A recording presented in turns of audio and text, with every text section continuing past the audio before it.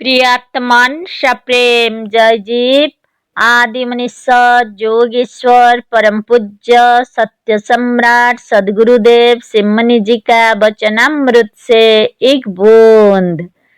जीवन और मरण का रहस्य। बालकों और युवा पुरुषों को हंसते खेलते और आनंद से कूदते देखकर कुछ साधु संत और महात्मा कहा करते हैं कि इस अज्ञानी जाहिल और नासमझ को यह नहीं मालूम कि इसे एक दिन मरना है। काल सिर पर नाच रहा है जिसका कुछ ठिकाना नहीं है कि कब आ जाए। सच्ची बात यह है कि ऐसे साधु संत स्वयं अज्ञानी हैं। जो अमर अविनाशी अनादि और अनंत है वह काल और मृत्यु की परवाह नहीं कर सकता।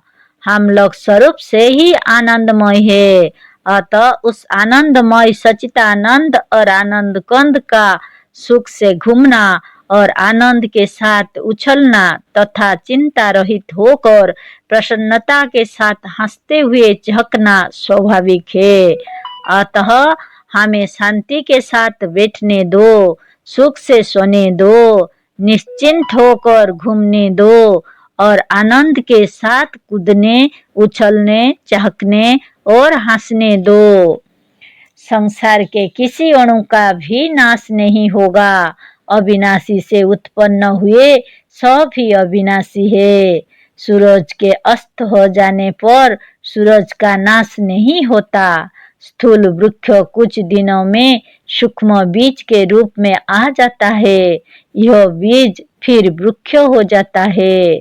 सूक्ष्म शरीर से स्थूल की उत्पत्ति हुई है। स्थूल फिर सूक्ष्म रूप से अदृश्य हो जाएगा। मृत्यु ना आत्मा की होती है ना शरीर की। आत्मा बिना शरीर के नहीं रह सकती। आज तक किसी ने शरीर रहित किसी आत्मा का अनुभव नहीं किया है। आत्मा सर्वदा शरीर में रहती है, चाहे वह सूक्ष्म हो या स्थूल। आत्मा अविनाशी है तो शरीर भी अविनाशी है। इस जीवन और मृत्यु के तत्वों को समझो। सारी चिंता, सारी विपत्ति, सारा शोक और मोह मिट जाएगा और तुम्हारा हृदय शांत, प्रसन्न तथा आनंदमय हो जाएगा। जैसे दूध के भीतर से घी निकाल लेते हैं, जैसे मूंज से सींक निकाल कर अलग कर लेते हैं, ठीक इसी तरह से स्थूल शरीर से सूक्ष्म शरीर अलग हो जाता है। जीवन के समय सूक्ष्म और स्थूल दोनों शरीर तथा मृत्यु के बाद सूक्ष्म शरीर में आत्मा निवास करती है। आत्मा को भी बिना शरीर के नहीं रहती। विदेह मुक्त आत्मा भी सूक्ष्माति सूक्ष्म शरीर में रहती है। सूक्ष्म शरीर का दूसरा नाम संकल्प या मनमय शरीर है। आत्मा और आत्मा का संकल्प सर्वदा साथ रहेगा।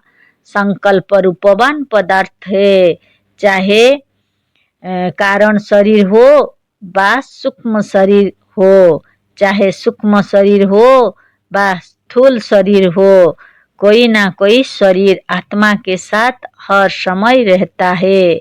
बिना शरीर के आत्मा आज तक ना कहीं देखी गई, ना सुनी गई और ना अनुभव में आई।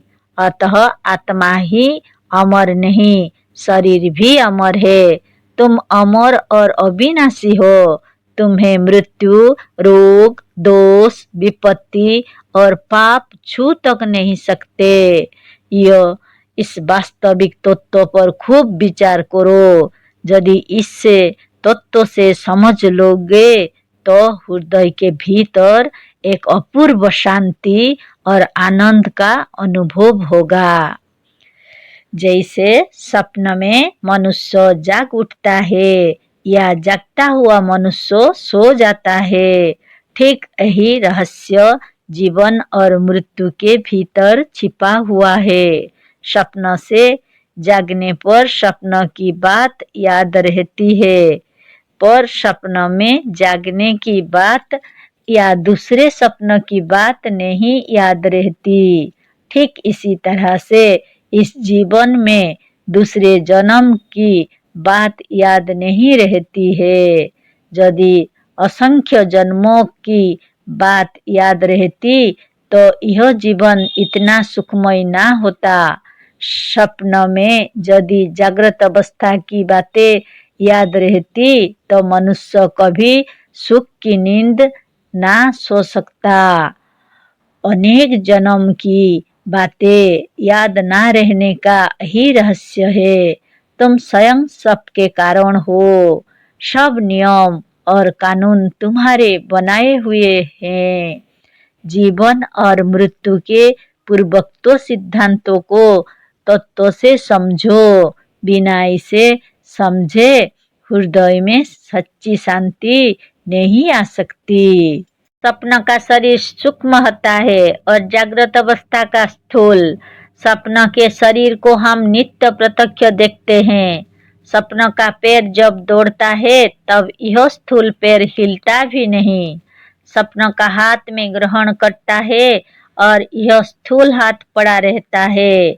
स्वप्न में स्वप्न की सूक्ष्म आंख देखती है और यह स्थूल आंख बंद रहती है।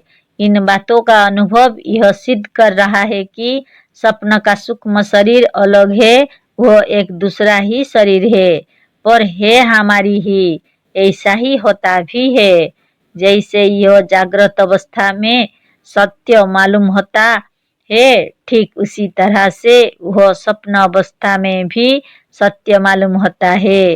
अपनी अपनी अवस्था के लिए दोनों सत्य और उपयोगी हैं। स्थूल के बाद सूक्ष्म शरीर मिलता है और सूक्ष्म के बाद स्थूल। शरीर और आत्मा दोनों अमर है। जागृत अवस्था में जब काम करते करते मनुष्य थक जाता है तो सो जाता है, और जब सोते सोते थक जाता है तो जग उठता है। जीवन मरण का यही रहस्य है। इसे तत्व से समझो, इस पर खूब विचार कर लो। जो बातें यहाँ लिखी गई हैं वह बहुत ही सूक्ष्म रूप में है। तुम्हारा शरीर भी पवित्र और अमर है। बिना तुम्हारी इच्छा के इसे मृत्यु छू भी नहीं सकती। तुम्हारी इच्छा और आत्मा साधारण वस्तु नहीं है। यह वह सिद्धांत है, यह वह तत्व है जिसे जानकर मनुष्य सुख ही नहीं सच्ची शांति का भी अनुभव करता है। एक ही मनुष्य पहले बच्चा था, बालक था, फिर वही युवा और फिर वृद्ध होता है। यह प्रत्यक्ष है। इसमें प्रमाण की आवश्यकता नहीं है कि हम पहले बच्चे थे। पर बचपन की बातें, जब तुम 1-2 वर्षों के थे, तुम्हें स्मरण नहीं है तो क्या आप बच्चे थे ही नहीं? पशुओं के बच्चे जन्म लेते ही जैसी जैसी चेष्टाएं करते हैं, उससे यह स्पष्ट सिद्ध होता है कि उनका संस्कार बहुत पुराना है। नहीं तो जन्म लेते ही यह बातें ना आते। बालक जन्म लेते ही पूर्व जन्म की बात सपन में स्मरण कर बात देखकर हंसता है, क्योंकि इस जन्म में या जागृत अवस्था में अभी ना हंसता है, ना उस बात को समझता है जिस पर हंसा जाता है। अवस्था और दशा बदलती रहती है, पर मनुष्य कभी नहीं मरता। एक आत्मा दूसरे के साथ मिलती भी नहीं। सबका अलग अलग अस्तित्व है, किसी की मृत्यु नहीं होती। जागृत अवस्था और स्वप्न अवस्था की तरह जीवन और मरण भी एक अवस्था है। इस ज्ञान को समझो। यह ज्ञान शांति, सुख और सच्चे तथा स्थायी आनंद की कुंजी है। प्रकाश एक सूक्ष्म वस्तु है। यह जब किसी आधार पर पड़ता है तभी इसे देख सकते हैं।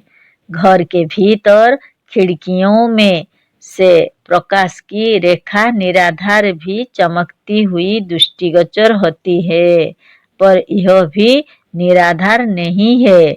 कमरे के अंदर जो त्रस रेणु उड़ रहे हैं, उन्हीं पर पड़ने के कारण वह चमकती है। प्रकाश बिना आधार के नहीं होता। इसी तरह से आत्मा भी कभी बिना शरीर के नहीं रहती। जीवन के समय जैसे स्थूल शरीर होता है, ठीक उसी तरह से मरने के बाद भी सूक्ष्म शरीर रहता है। सूक्ष्म शरीर वैसा ही होता जैसा उसके पहले स्थूल शरीर था, और फिर जन्म लेने पर स्थूल शरीर वैसा ही होता है जैसा सूक्ष्म शरीर रहा। इसमें कुछ कुछ परिवर्तन भी हो जाता है।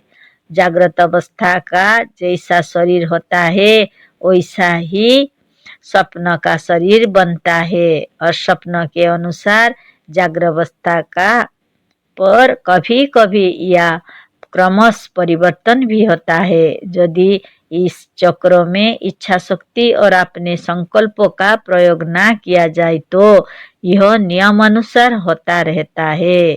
पर इच्छा शक्ति, आत्मबल और योग बल से इस चक्रों को रोक सकते हैं। हम इस शरीर को जब तक चाहें तब तक रख सकते हैं। बिना सत्य ज्ञान के मनुष्य जीवन मुक्त नहीं हो सकता, और जब तक तुम जीवन मुक्त नहीं होते तब तक सच्चा आनंद, सच्चा सुख और सच्ची शांति का अनुभव नहीं कर सकते। जय जीव।